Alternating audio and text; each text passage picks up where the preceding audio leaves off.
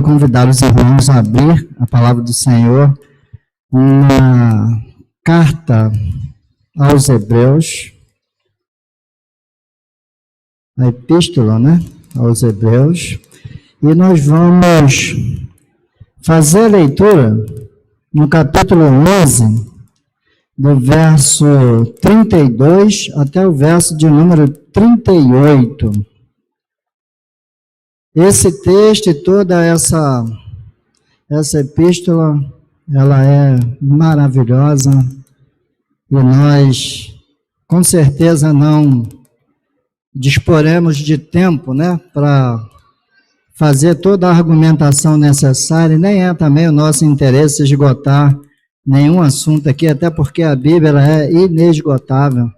Eu posso pregar aqui agora, semana que vem, outro irmão pode pregar no mesmo texto, e outro pode pregar, e a gente vai continuar pregando, e ela nunca vai ficar velha, Então, vou convidar os irmãos a ficarem de pé mais um momento conosco. Eu vou estar lendo os versos pares, e os irmãos estarão lendo os versos ímpares. Assim a gente vai até vencer o último verso, que é o 38. Então diz assim a palavra do Senhor: E que mais direi? Certamente me faltará o tempo necessário para referir o que há a respeito de Gideão, de Baraque, de Sansão, de Jefté, de Davi, de Samuel e dos profetas.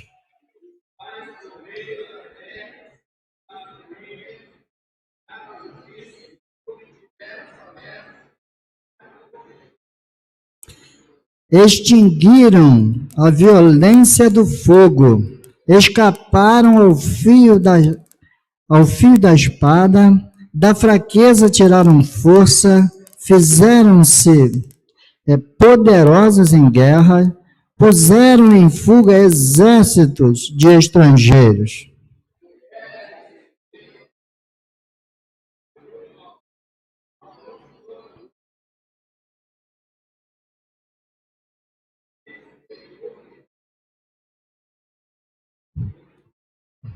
Outros, por sua vez, passaram pela prova de escárnios e açoites, e sim até de algemas e prisões.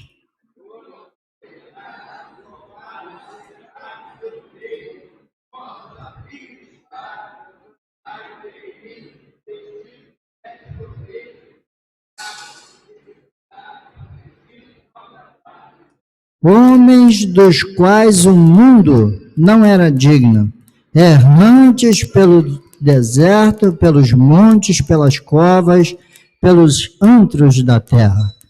Vamos falar com Deus mais uma vez, irmãos. Grandioso Deus, Pai Celestial, queremos, ó Deus, declarar a dependência total de Ti neste lugar, ó Pai. Permita, Senhor, que o Teu povo ouça a Tua voz, entenda a Tua mensagem, Senhor, e que ela possa servir de valia para o nosso dia a dia, para o enfrentamento dos nossos desafios e para a propagação do Teu reino aqui na face da terra. Em nome de Jesus, nós oramos agradecidos. Amém. Podeis sentar, amados. Meus amados, como eu disse, essa epístola aos Hebreus, ela tem um propósito muito interessante aqui no cânon sagrado, na Sagrada Escritura. E é interessante de que essa epístola, quando ela foi escrita, alguns comentaristas famosos fazem algumas previsões de quem seria o seu autor, mas, na verdade, já foi declarado por outros estudiosos de que só Deus é quem sabe quem é o autor dessa carta aos Hebreus. Só Ele que sabe e mais ninguém. As outras são todas previsões.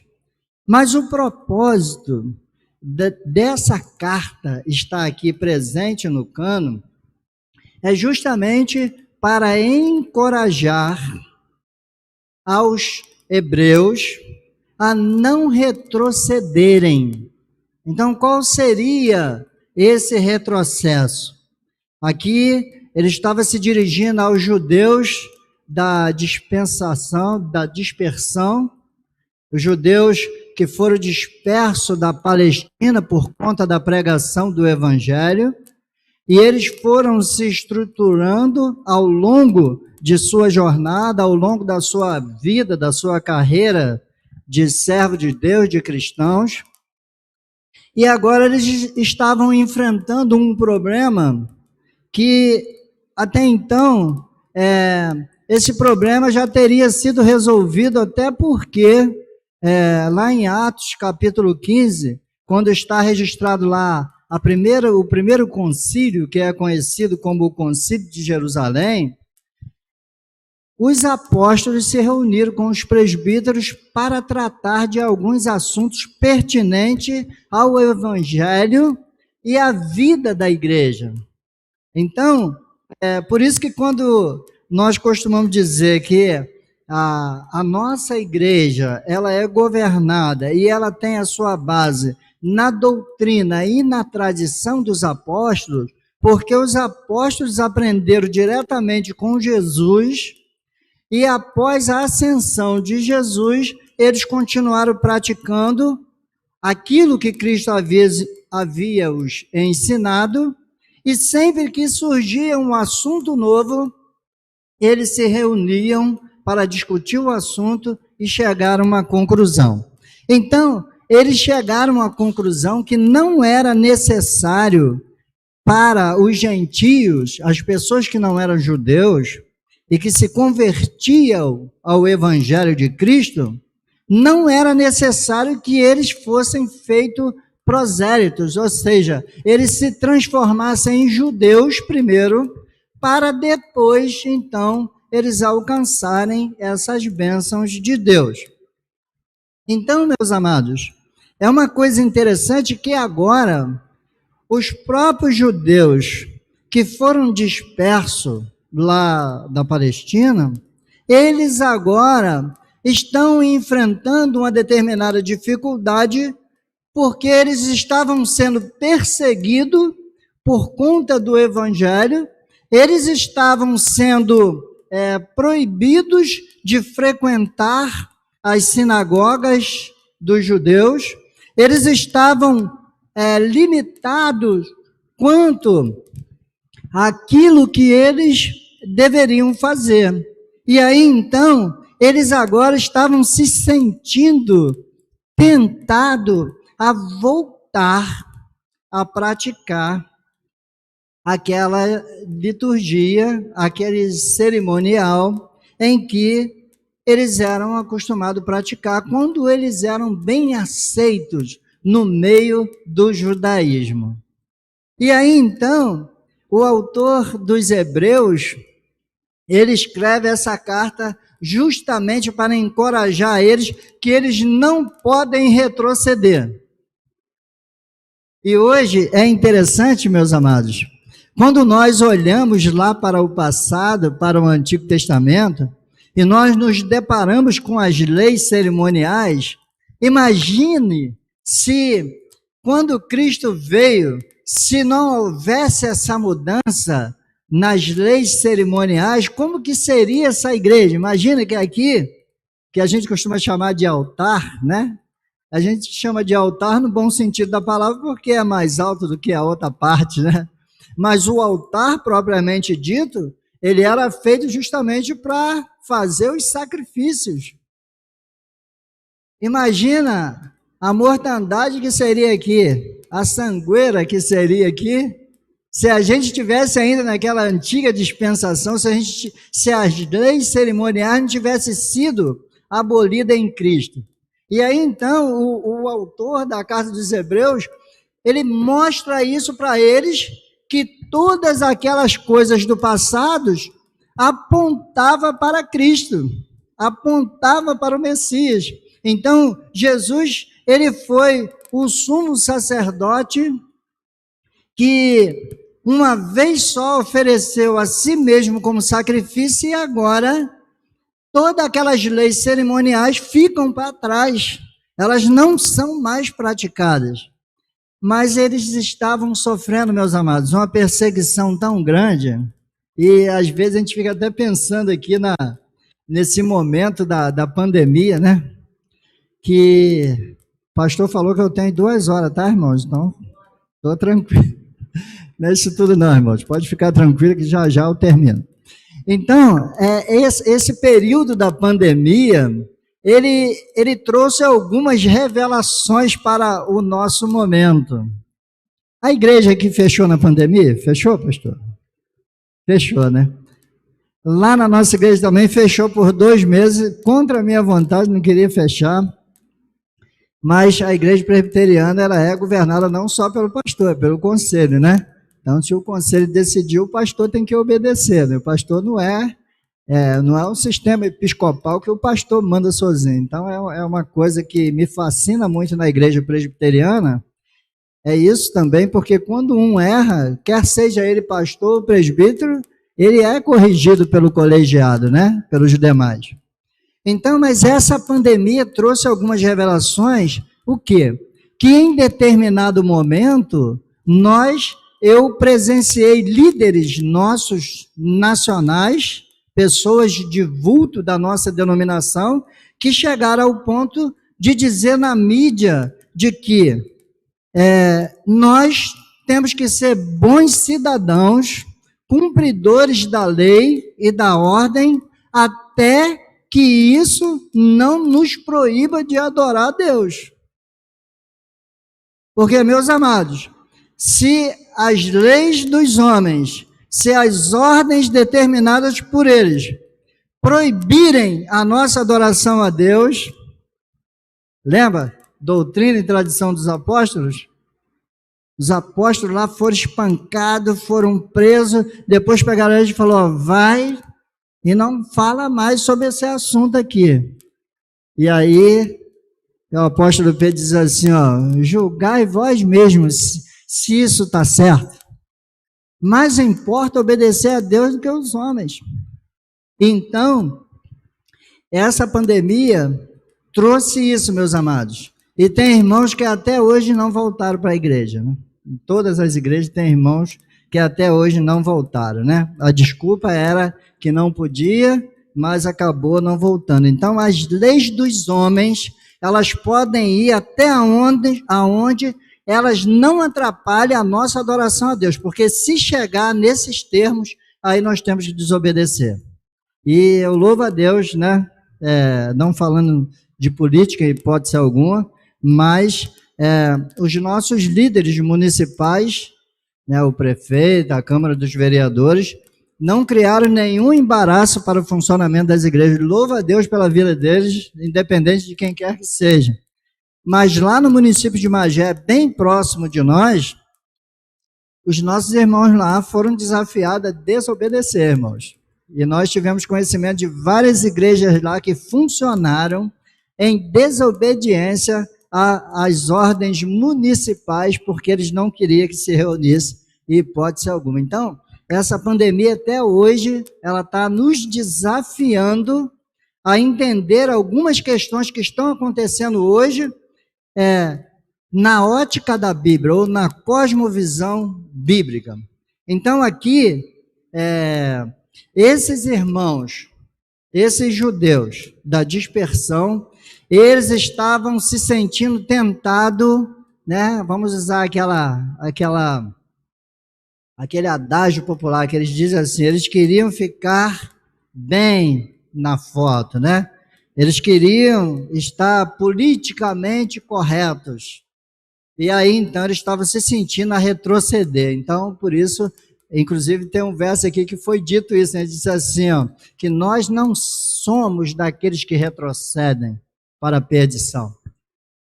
Porque os apóstolos, aqueles que pregavam o evangelho, eles tinham a plena convicção de que eles não podiam voltar atrás, eles precisavam seguir adiante, eles precisavam seguir o rumo de Cristo e do seu evangelho em cumprimento daquilo tudo que apontava para ele. E aí, nós observamos aqui que essa epístola também, ela tem como objetivo mostrar a superioridade de Cristo em relação a tudo aquilo que havia acontecido no Antigo Testamento.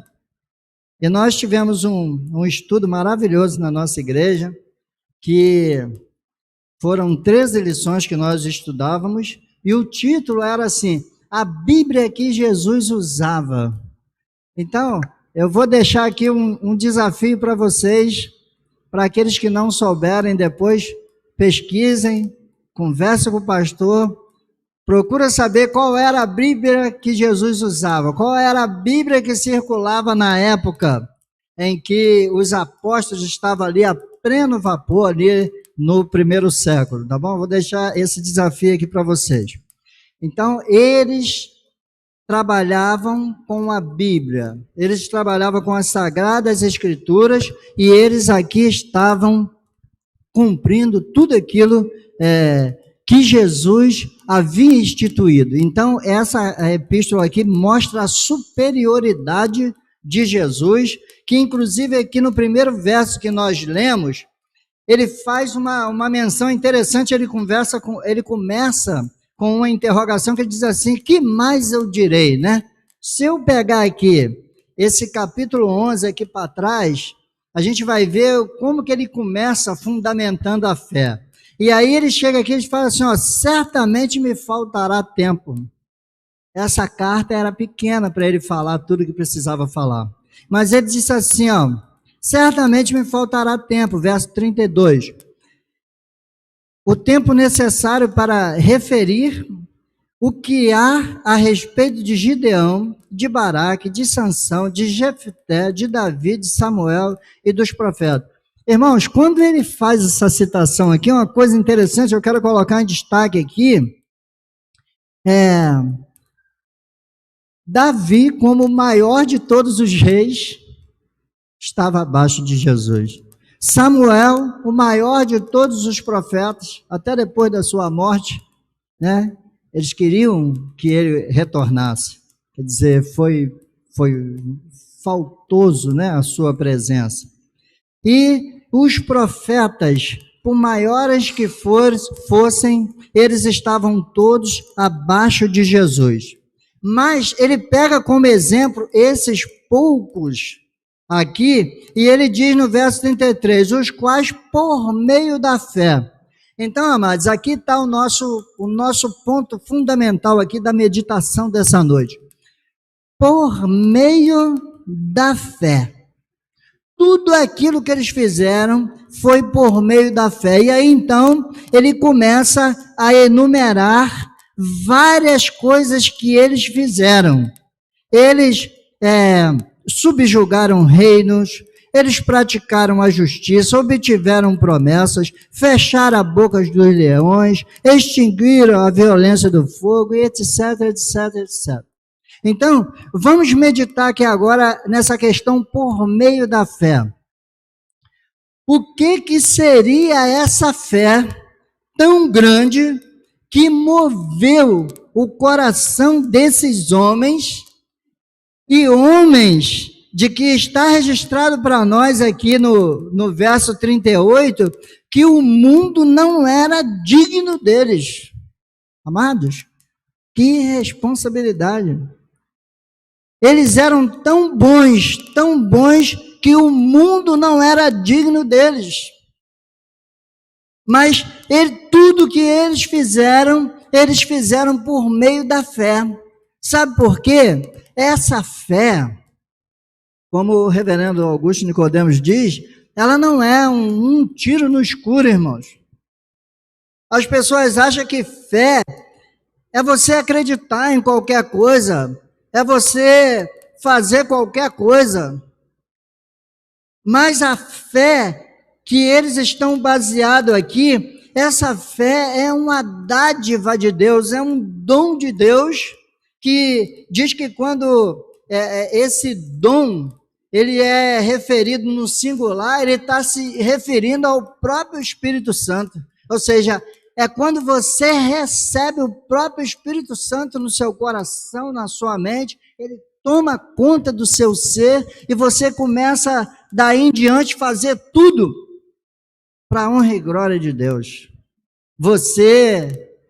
Há pouco tempo eu vi o reverendo André, ele estava pregando lá no sábado, o diácono Jorge estava lá, e ele disse que a gente está parando de ouvir aquelas orações que os irmãos oravam, falavam assim: Senhor, me esconde atrás da sua cruz, para que apareça Cristo, para que apareça a cruz de Cristo e não nós. Mas parece que os valores estão se invertendo e parece que as pessoas querem se projetar cada vez mais para aparecerem mais. E às vezes, se nós formos conversar em um determinado local, às vezes tem pessoas que falam assim: a sua igreja tem quantos membros? Reverendo Ziel, a sua igreja tem quantos membros? Essa pergunta, irmãos, ela tem uma conotação meia... Porque se você disser assim: minha igreja tem 1000 membros, eu quero, caramba, esse cara é o pastorzão, hein?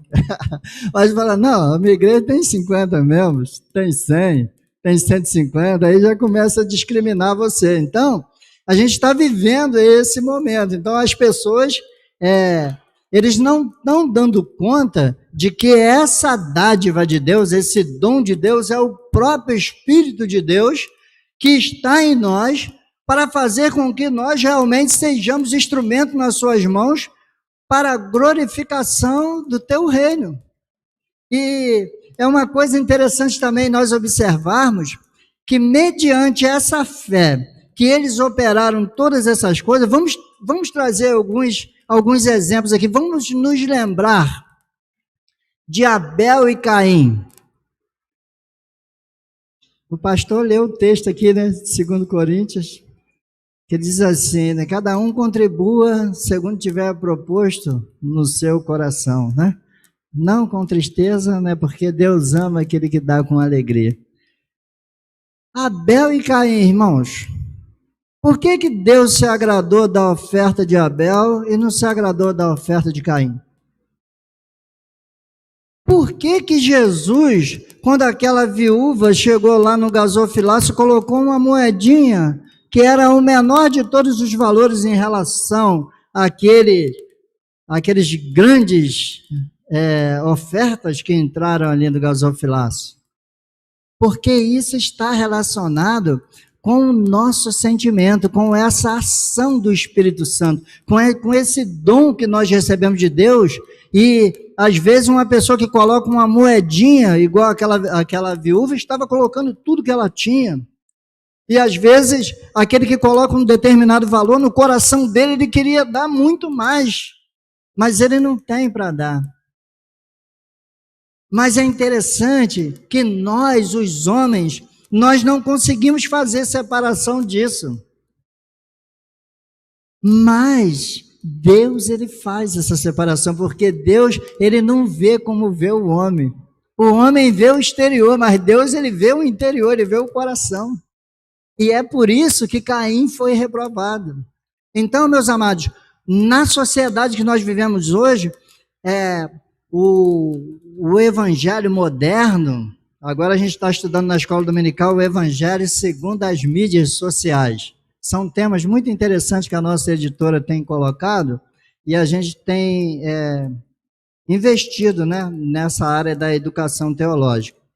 E aí, então, quando nós olhamos para esse evangelho moderno, esse evangelho de que a gente sempre tem que ganhar, a gente sempre tem que vencer, já chega um ponto, irmãos, que se a gente fizer um movimento na igreja, se a gente for fazer uma festa ou fretar um carro de som para fazer um trabalho num local público, parece que alguns administradores ficam pensando assim: peraí, mas a gente vai gastar X e a gente vai ter de retorno quanto? Irmãos, o lucro da igreja ele não é financeiro.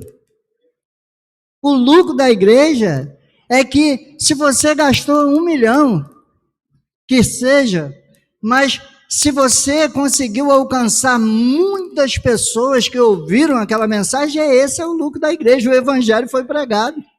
Não é o retorno financeiro, porque o comerciante é assim, ele quer colocar 100 para ganhar 200. E hoje, no evangelho moderno, parece que as coisas estão acontecendo por esse lado. Então, não com tristeza ou por necessidade, irmão, mas é com alegria, porque Deus ama aquele que dá com alegria. Então, aí que começa a surgir as diferenças.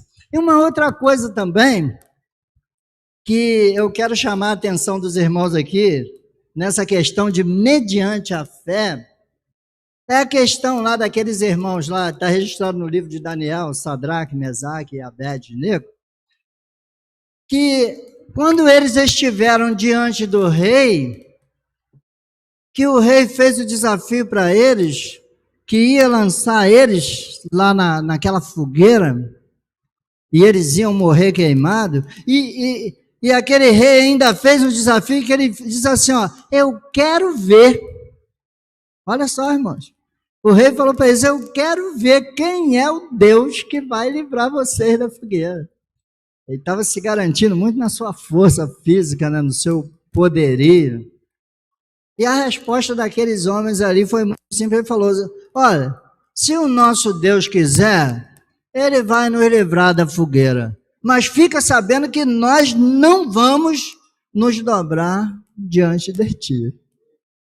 E aí eu quero chamar a sua atenção, não vou ficar dando muitos exemplos aqui, né? Já deu para aguçar a memória dos irmãos, para se lembrar como que as coisas aconteciam, porque hoje para nós é assim, se um irmão foi internado e a gente começa todo mundo a orar, se o irmão não voltar para casa, parece que a nossa oração fracassou, aquele irmão perdeu a batalha e tudo acabou.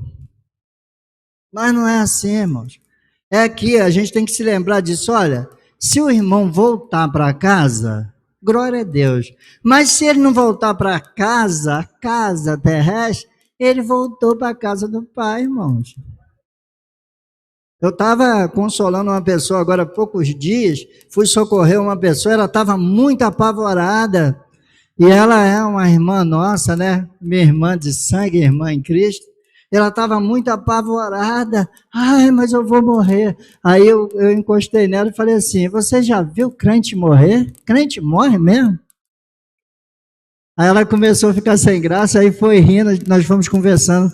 Aí ela foi se confortando, foi tomando um remedinho lá, as injeções, daqui a pouco ela estava melhor. Então, irmãos, a morte física, ela não é sinônimo de derrota para nós não, irmãos. É mediante essa fé que nós temos em Deus, que nós somos superiores a todos esses pensamentos materialistas. Nós amamos a nossa vida e precisamos amar, nós precisamos amar os nossos irmãos, nós precisamos fazer de tudo para andarmos em comunhão, e a Bíblia até diz assim, ó, naquilo que for possível, tende paz com todos. Ele já diz assim, porque ele sabe que nem tudo depende da gente. Às vezes, você pode ser o melhor vizinho, você pode ser o melhor colega de escola, o melhor colega do trabalho, mas aquela pessoa não gosta de você de jeito nenhum. E nós agora estamos para iniciar um momento, e esse momento já iniciou sorrateiramente, de que o simples fato de nós sermos declarados servos de Deus, já é o motivo para as pessoas não gostarem da gente. Aí eles arrumam vários adjetivos para nós, né? Ah, que nós somos extremistas, que nós somos isso, nós somos aquilo outro. Eles arrumam vários adjetivos para nós, porque eles não aceitam a nossa posição. Por mais que você disser que você respeita o pensamento do seu diferente, daquele que pensa diferente de você, mas que o seu pensamento, o seu compromisso é com Deus, e mediante a palavra de Deus, você não pode se desviar nem para a direita nem para a esquerda, aquelas pessoas é o motivo. Então, meus amados, eu quero chamar a sua atenção aqui, que nós estamos iniciando um momento de que nós não estamos ainda preparados para enfrentar esse desafio que está iniciando agora. Essa pandemia, como eu disse, mostrou para nós algumas coisas. Alguns irmãos já ficaram para trás. Depois você medita, vê se você sente falta de alguém, que você percebia que ele estava acompanhando o reino de Deus e ele se destacou. Procura saber dele o que está acontecendo. Eu vou dar o diagnóstico aqui agora, irmãos, para que você possa aconselhar os demais. Sabe o que é que contribui para que essa fé morra? É a falta da leitura da palavra e a oração. Quando você vê um crente muito nervoso, muito apavorado, muito desesperado, você pode se aproximar dele, abrir a Bíblia, ler a Bíblia com ele, orar junto com ele, porque ele está precisando disso. Esse é o remédio que ele está precisando. É esse o momento que nós estamos vivendo, é o desafio que nós estamos vivendo. Então, a morte física não é derrota, os desafios que estão diante de nós não são motivos para nós negarmos a nossa fé, porque essa fé, ela não é uma fé, como o reverendo Augusto diz, um tiro no escuro, mas ela é algo que está fundamentado em Deus, na promessa de Deus, na palavra de Deus, que é a sua revelação para nós, que está diante de nós. Então, foi diante das promessas de Deus. Agora, irmãos, esse texto aqui, ele é tão interessante que ele faz referência até à ressurreição. Porque ele faz aqui uma analogia aqui do verso 35, quando ele diz que mulheres receberam pela ressurreição os seus mortos, alguns foram torturados, não aceitando seu resgate para obterem superior ressurreição.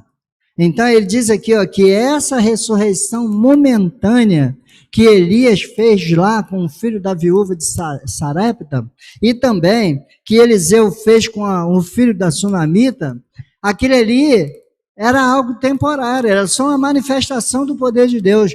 Mas a ressurreição, para recebermos o corpo incorruptível, do qual Jesus é as primícias daquele que dorme, Jesus é o primeiro, né? Ele é assim, o que dá origem a uma nova geração, né? E aí a gente fala do primeiro e do segundo Adão, assim como o primeiro Adão, né, se corrompeu, trouxe a corrupção e a morte física, o segundo Adão, ele foi perfeito e trouxe a vida eterna. Então Jesus é exatamente esse segundo Adão. Então aqui não é uma ressurreição, irmãos. Irmãos, eu já fui num sepultamento de um jovem que morreu num acidente. Eu estava comentando com a minha esposa que eu nunca fui num momento tão, vamos dizer assim, de tanta comoção como aquele. Quando que a mãe do menino chegou lá, ele tinha morrido num acidente de automóvel, ele tinha se arrebentado todo, e a mãe dele estava mandando ele levantar, irmãos, no caixão. Ela estava mandando ele ressuscitar. E as pessoas, muita gente passando mal, mas foi uma coisa. E aí eu tinha ido com um diácono e um presbítero, a gente estava no cemitério, e aí o diácono falou para mim assim, pastor, abraça ela, pastor, para o senhor falar com ela. Eu falei, calma que não chegou a minha hora ainda. Eu estava ali buscando a orientação de Deus para ver o que podia ser feito naquele momento. E daqui a pouco, aquela irmã, ela me chamou, pastor, o senhor pode dar uma palavra? E aí a minha primeira palavra ali foi pedir a Deus que derramasse o seu bálsamo naquele local, porque a comoção era tão grande que as pessoas, elas nem conseguiriam ouvir o que eu ia dizer.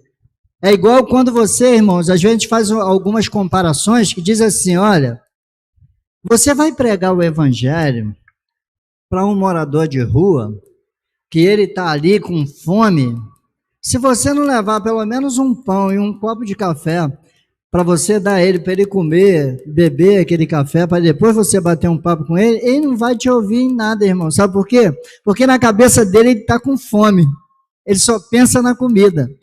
Aí, saindo dessa questão da fome para outras esferas, quando a gente vai pregar o evangelho para outras pessoas, a gente precisa identificar qual está sendo a principal preocupação daquela pessoa no momento. Porque, caso contrário, nós estamos fadados ao fracasso na nossa mensagem. Ele não nos ouvirá, em hipótese alguma. Então, nós estamos aqui, amados, diante dessas circunstâncias, diante dessas adversidades que nós estamos vivendo hoje, de que essa ressurreição que nós almejamos, ou até mesmo aqueles que nem morrerão, porque a gente não sabe qual é o dia nem a hora, mas a gente sabe que vai ter um dia, vai ter uma hora que Jesus vai vir buscar a sua igreja. Então, nós precisamos a cada dia nos preparar. E essa nossa preparação, ela não é uma preparação que ela acontece da noite para o dia. Essa preparação é algo que tem que ser feito todo dia.